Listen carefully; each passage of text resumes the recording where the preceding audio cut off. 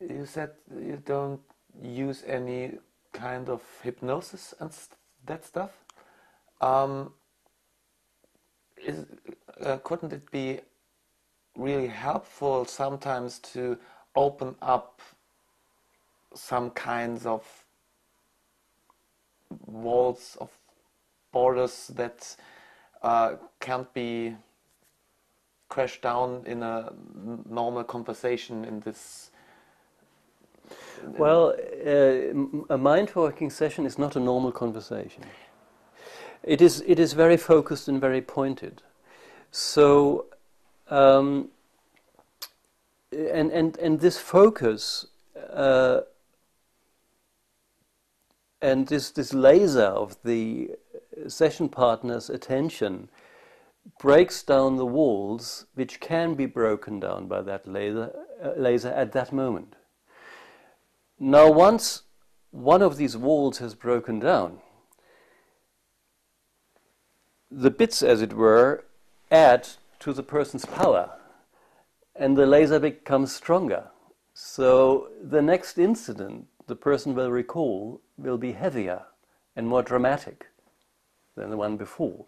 So once that's broken down, he again has more power.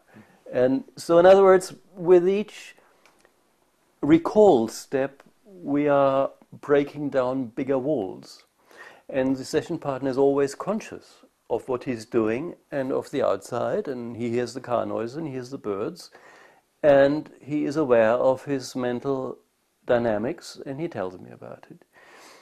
So that's again self-determinism, you understand.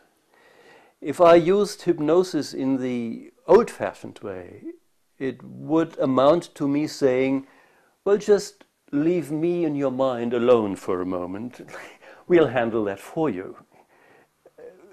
My hypnosis is not used this way nowadays. It was used like that in the old days. Now I'm trying to work on the full self-determinism and full awareness of the person in front of me. Also, because I don't want to make him session dependent. Because when I, in a session, train him to become aware of things, he can use that outside the session for his own personal development or his psychological hygiene, as it were.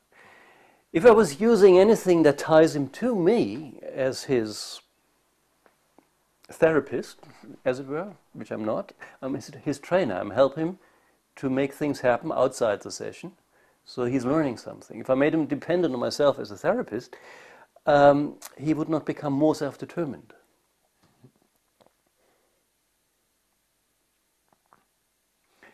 Does that make sense to you? It makes sense. I'm just thinking about some special cases where I think it's because I don't have this look into the sessions like you. You are really into it. I have a view from outside, and so I don't want to say the hypnosis as a full-time training, only as one point, as one. You mean little not as a full method, but just as an addition? Just as an addition to all the other parts of that. Well, in a way that's debatable if the strong focus we are using isn't already a hypnosis. You see, some hypnotherapists would argue that the moment you point someone's attention to something exclusively, that's hypnosis. Okay. You see?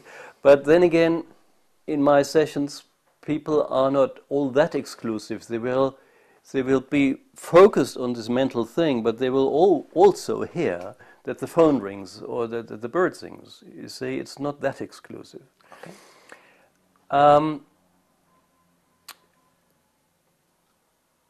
I can only say I've had a number of clinical cases, people who were institutionalized in psychiatric hospitals, who had hypnosis, who had the pharma treatment, who were suicidal, who were manic depressive, and I mean all these heavy cases which had gone through ordinary treatments, including hypnotherapy. And all right, MindWalking did it. So perhaps I was riding on the work other people did before me. I don't know that. Perhaps I could have done it right away. But in the end, MindWalking did it. That's all I can say there. Okay. Okay. Thank you. Thanks.